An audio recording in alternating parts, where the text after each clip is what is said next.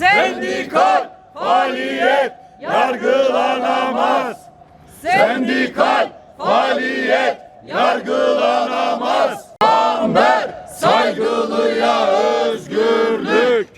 Kamber saygılıya özgürlük. Yaşasın sınıf dayanışması. Yaşasın sınıf dayanışması. Türkiye'de işçi sınıf ve emekçilerin en temel hakları olan ücreti almak için bile ve sosyal haklarını koruyabilmek için bile açlık grevi yaptığı, Ankara yollarını tutmak zorunda kaldığı, iş yerlerinde çok 24 saat denetime maruz kaldığı, kölece çalışma koşulları dayatıldığı, hücre tipi iş yeri alanlarında çalışma dayatıldığı, insanların 24 saat kartlarla denetlendiği, bir dakika hareketli kalamadığında tersanelerde neredesin diye sorulduğu, tuvalet molalarının, çay molalarının dakikayla tutulduğu, milyonlarcasının işsiz kaldığı, açlık ve yoksulluk sınırının altında yaşam dayatıldığı koşullarda iş cinayetleri, taşeronlaştırma, kadrolu kadrosuz, göçmen yerli işçi ayrımı, kadın çocuk ayrımı, erkek kadın ayrımı, yani sermayenin, devletin işçi sınıfı ve emekçilere onları parçalamak, yoksullaştırmak, sefalette mahkum etmek üzere hücre hücre parçaladığı koşullarda tabii ki işçi sınıfı teslim olmuyor, onların öncüleri de teslim olmuyor. Disk Limteris Sendikası olarak da bu mücadelenin 50 yıldır sürdürülen bu mücadelenin bir parçasıyız sendika olarak. Disk Limteris Sendikası başından itibaren devrimci sendikacılığı, sınıf sendikacılığını esas almış bir sendika. Yöneticilerinin, üyelerinin defalarca gözaltına alındığı, tutuklandığı koşullarda mücadele etmeyi bırakmamış. Tersanelerde, depoda ve antrepolarda kölece çalışma koşullarına, iş cinayetlerine karşı direnmiş. 2008'de bölgesel genel grev örgütlemiş. İş cinayetlerini durdurmuş, bakanlıkları, hükümet yetkililerini meselenin muhatabı haline getirmiş, uluslararası işçi sınıfı dayanışmasını örgütlemiş, Türkiye'de ezilenlerin birleşik direnişini greviyle örgütlemiş bir sendika. Eğitim uzmanı, devrimci sosyalist sendikacı Süleyman Yeter'i İstanbul Emniyetinde işkenceyle katledilmesini yaşamış bir sendikadan bahsediyoruz. Yeni dönem 16. Genel Kurulumuzun ardından 25 Ocak'ta gerçekleştirdiğimiz genel kurulumuzun ardından 3 Şubat'ta siyasi operasyonla karşı karşıya kaldık. Ezilenlerin Sosyalist Partisi'ne dönük siyasi kırım operasyonunu aynı zamanda sendikamıza da uzandı. Yeni dönem genel başkanımız, ben genel sekreter olarak yönetim kurulu üyelerimiz, önceki dönem genel başkanlarımız, önceki dönem genel sekreterlerimiz tutuklandı. Aynı zamanda Birleşik İşçi Hareketi'nden ve sendikamızın aktivistlerinden arkadaşlarımız da tutuklandı. Koşulları biraz önce ifade ettim. Direnmenin, mücadele etmenin gerektiği ortamlarda Limteriş en önde yürümeyi kendisine görev edinmiştir. Limteriş yöneticileri, üyeleri en önde yürümeyi görev edinmiştir. Tam da bu koşullarda tabii ki Limteriş'in susturulması, Limteriş'in sendikal faaliyetinin bir kırımdan geçirilmesi, tüm yöneticilerin neredeyse tutuklanmasının anlamını çok iyi biliyoruz.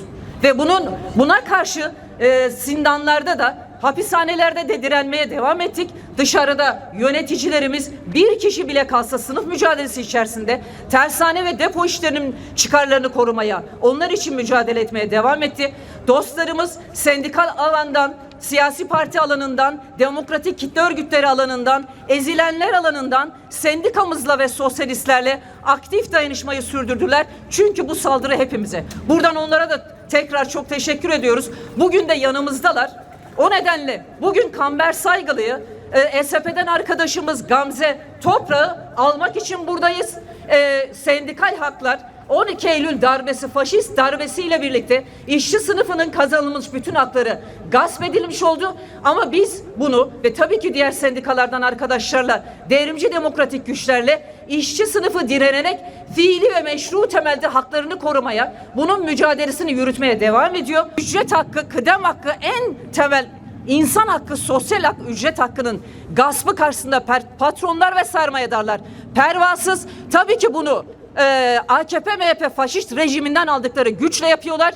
Ama onun karşısında direnmeye, haklarımızı almaya, zindanda da, sokakta da, fabrikalarda da direnmeye devam edeceğiz. Kamber Saygılı'ya, tutsak sendikacılara, sosyalistlere, tabii ki politik tutsaklara özgürlük diyoruz. Onları söke söke alacağız.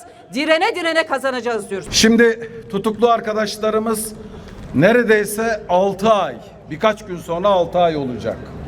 İlk duruşmaya çıkıyorlar.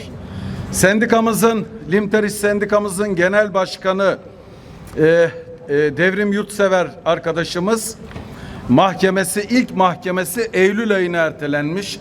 Kasım ayına bırakılan davalar var. Yani siz düşünebiliyor musunuz? Bir suç isnat ediliyor, gözaltına alınıyorsunuz, tutuklanıyorsunuz. Hakkınızdaki iddiaların hukuk ve adli zeminde görüşüleceği mahkeme 9 ay sonrasına, 8 ay sonrasına bırakılıyor. Böyle bir adalet dünyanın neresinde var? Hüküm giymiş birisi, hadi hüküm giyer, ortada işlenmiş bir suç yok ama varsayalım ki bir suç işlenip de onun karşılığında bir ceza alınmış olsa bu kadar olmaz.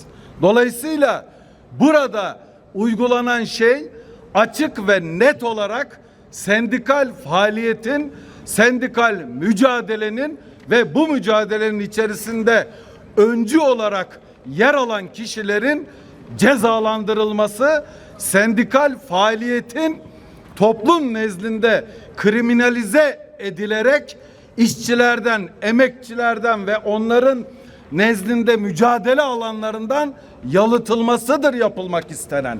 Yoksa arkadaşımız bahsetti. Siyasi gerekçelerle, iddialarla gözaltı ve tutuklamalar. Değerli arkadaşlar, sendikal mücadele, işçi sınıfının mücadelesi ekonomik mücadeledir, demokratik mücadeledir. Aynı zamanda politik ve siyasi bir mücadeledir. Bunu kimse inkar edemez.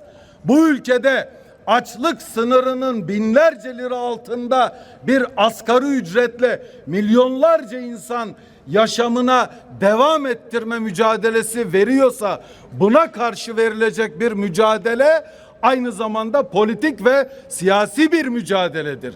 Bu ülkede her gün 7-8 emekçi iş cinayetlerinde yaşamını yitiriyorsa, alınabilir tedbirler, önlenebilir tedbirler alınmadığı için, bu uğurda gerekli çalışmalar kamu kuruluşları ve işverenler, patronlar nezdinde uygulanmadığı için her gün 8 emekçi iş cinayetlerinde yaşamını yitiriyorsa, buna karşı verilecek mücadele başta siyasi ve politik bir mücadeledir ve bu ülkeyi yöneten yerli ve yabancı sermayenin direktifleriyle hareket eden emek ve işçi düşmanı, halk düşmanı AKP iktidar bloğuna karşı verilen mücadele, bu mücadeleyi yürüten işçi önderlerinin anasının ak sütü gibi helal bir mücadeledir ve buna karşı uygulanacak bu kriminalize operasyonları